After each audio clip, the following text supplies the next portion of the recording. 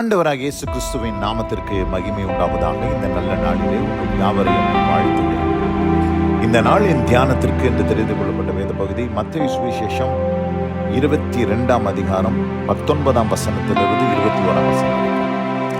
Matthew chapter 22 verses from 19 to 21. வரிக்காசை எனக்கு காண்பீங்கள் என்றார். அவர்கள் ஒரு பணத்தை அவரிடத்தில் கொண்டு வந்தார்கள். அப்பொழுது அவர், இந்த சொரூபமும் மேலெழுத்தும் யாருடையது என்று கேட்டார். ராயனுடையது என்றார்கள். அதற்கு அவர், அப்படியானால் ராயனுடையதை ராயனுக்கும் தேவனுடையதை தேவனுக்கும் செலுத்துங்கள் என்றார். ஆமென்.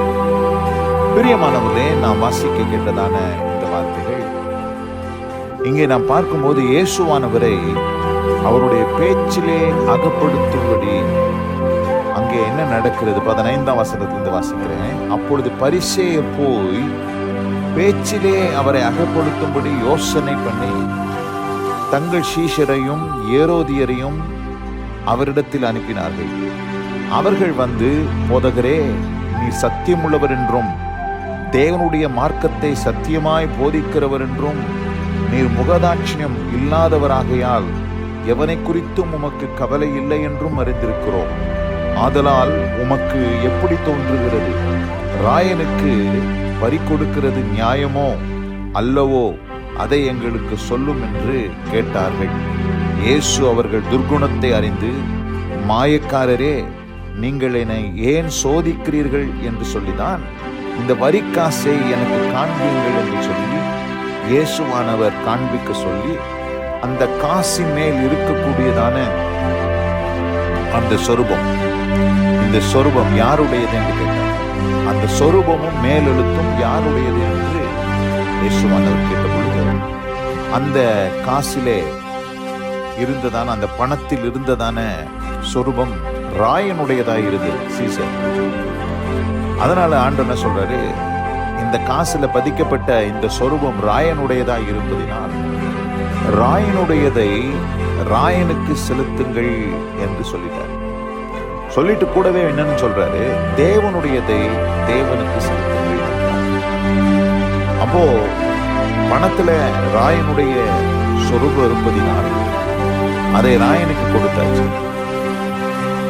அப்ப தேவனுக்கு எதை கொடுப்பது? தேவனுக்கு எதை கொடுப்பது? ஆண்டவருக்கு போய் தங்கத்தை கொடுக்கிறேன், நான் வெள்ளியை கொடுக்கிறேன், பணத்தை கொடுக்கிறேன், நான் ஆட்டுக்குட்டியை கொடுக்கிறேன், நான் அதை கொடுக்கிறேன், இது கொடுக்கிறேன்னு சொல்றது எந்த பிரயோஜனம் இல்லை. ஆண்டவர் அப்படிப்பட்டவைகளின் மேல் பிரியமாய் இல்லை. அப்படிப்பட்ட பலிகளின் மேல் ஆண்டவர் பிரியமாய் இல்லை என்பதை நம்ம ரொம்ப தெளிவாக நம்ம பார்க்கிறோம். அப்போ ஆண்டவருக்கு தேவனுக்குரியதை தேவனுக்கு செலுத்துங்கள் என்று இங்கே சொல்லப்பட்டிருக்கிற காரியம், தேவனுக்குரியது எது என்று பார்க்கும் பொழுது, எப்படி அந்த பணத்தில ராயனுடைய சொரூபம் இருந்ததோ அதுபோல இன்றைக்கு நீங்களும் நானும், இந்த உலகத்திலே வாழ்கிற எல்லா மனிதர்களும் யாரை போல் சிருஷ்டிக்கப்பட்டிருக்கிறார்கள், யாருடைய இமேஜ் இருக்கிறது என்று நாம் பார்க்கும் பொழுது, தேவனுடைய இமேஜ், தேவனுடைய அந்த ரூபம் நம்மில் இருப்பதை நாம் உணர்ந்து கொள்ளுகிறோம். வேத வசனம் சொல்லுகிறது, ஆதியாகமத்தின் புஸ்தகம் 1 அதிகாரம் 26 வசனம், பின்பு தேவன் நமது சாயலாகவும் நமது ரூபத்தின் படியையும் மனுஷனை உண்டாக்குவோமாக என்று இங்கே போடப்பட்டது. அப்போ ஆண்டவர் மனுஷனை தமது சாயலாகவும் அவருடைய ரூபத்தின்படியையும் ஆண்டவர் மனுஷனை சிருஷ்டித்தார். ஒருவேளை தேவ சாயல் அவன் இழந்திருந்தாலும் அவருடைய ரூபத்தின்படி மனிதன் சிருஷ்டிக்கப்பட்டிருக்கிறபடினாலே நாம் எப்படி அந்த பணத்துல, ஆண்டவர் சொன்னார் காசை காட்டுன்னு கேட்டார், அந்த காசுல ராயனுடைய ரூபம் அதுல இருந்து, அதுபோல இன்றைக்கு நம்மீது யாருடைய சாயல், யாருடைய இமேஜ் இருக்கிறது என்று நாம் பார்க்கும்போது, காட்ஸ் இமேஜ், நம்மீது ஆண்டவருடைய ரூபம் இருப்பதினால், நாம் அவருடைய சாயலாக சிருஷ்டிக்கப்பட்டிருக்கிறபடினால், தேவனுக்குரியது பணமோ பொருளோ பொன்னோ வெள்ளியோ ஆடோ மாடோ அல்ல. ஆண்டவர் அதெல்லாம் கேட்கல. ஆண்டவர் கேட்கிறது அவருடையதை கேட்கிறார். அவருடையது எது? அவருடைய சாயலாக அவருடைய ரூபத்தின்படி சிருஷ்டிக்கப்பட்ட மனிதர்கள் தான் அவருடையவர்கள். மனிதர்கள் தான் அவருடையவர்கள். அதை தான் ஆண்டவர் கேட்கிறார். அதை தான் நம்ம கொடுக்க வேண்டும்.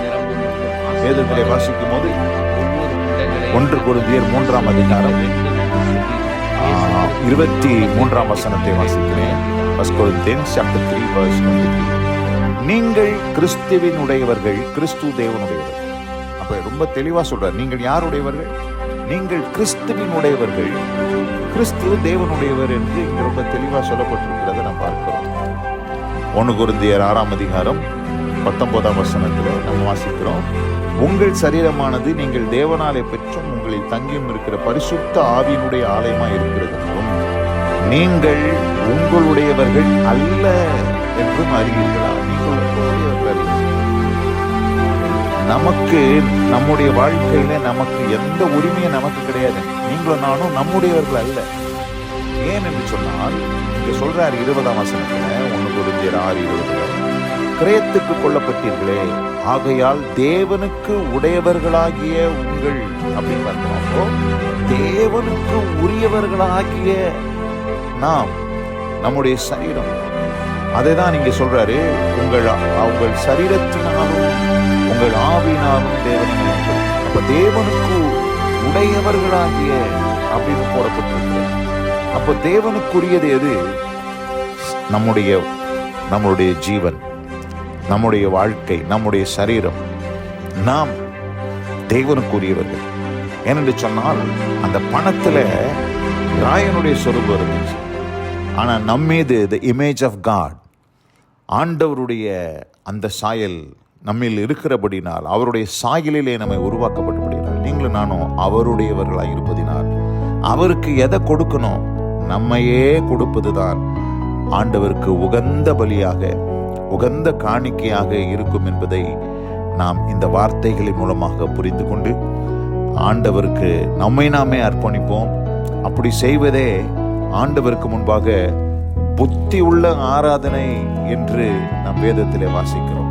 ரோமர் 12ஆம் அதிகாரம் அதில் 1ஆம் வசனத்தை நான் வாசிக்கிறேன். அப்படி இருக்க சகோதரரே, நீங்கள் உங்கள் சரீரங்களை பரிசுத்தமும் தேவனுக்கு பிரியமுமான ஜீவபலியாக ஒப்பு கொடுக்க வேண்டும் என்று தேவனுடைய இரக்கங்களை முன்னிட்டு உங்களை வேண்டிக் கொள்கிறேன். இதுவே நீங்கள் செய்யத்தக்க புத்தி உள்ள ஆராதனை. இதுவே பார்த்தீங்கன்னா புத்தி உள்ள ஆராதனை. நம்மையே ஆண்டவருக்கு ஒப்பு கொடுப்பதுதான் ஆண்டவருக்கு பிரியமான ஆராதனை. தர்மியான இந்த நல்ல நாளிலே ராயனுக்குரியதை ராயனுக்கும், தேவனுக்குரியதை தேவனுக்கும் நாம் செலுத்த கர்த்தர் நமக்கு கிருபை செய்வாராக. இந்த வார்த்தையில கேட்ட உங்கள் ஒவ்வொருவரையும் கர்த்தர் தாமே ஆசீர்வதிக்க போறார். God bless you all. ஆமென், ஆமென். நாம் ஜெபிப்போம். எங்கள் அதிகமாய் நேசிக்கிற எங்கள் அன்பின் பரலோக பிதாவே, நாங்கள் தியானி கேட்ட இந்த வார்த்தையின்படி ராயனுக்குரியதை ராயனுக்கு நாங்கள் செலுத்தி, தேவனுக்குரியவைகளை நாங்கள் தேவனுக்கு செலுத்தும்படியாய் இந்த நாளிலே ஆண்டவரே நாங்கள் உம்மை நோக்கி பார்க்கிறோம். எங்களையே நாங்கள் உமக்கு அர்ப்பணிக்கிறோம். ஆண்டவரே, எங்களுடையதை அல்ல, எங்களையே நாங்கள் உமக்கென்று அர்ப்பணிக்கிறோம். நீர் ஏற்றுக்கொள்ளும். அது உமக்கு முன்பாக பிரியமான பலியாய் காணப்படட்டும். கிருபையின் கரத்திலே தாழ்த்துகிறேன். வசனம் கேட்ட பிள்ளைகள் ஒவ்வொருத்தருக்கும் அப்படிப்பட்ட அனுபவத்தை தான் இயேசு கிறிஸ்துவின் வல்ல நாமத்தில் பிதாவே.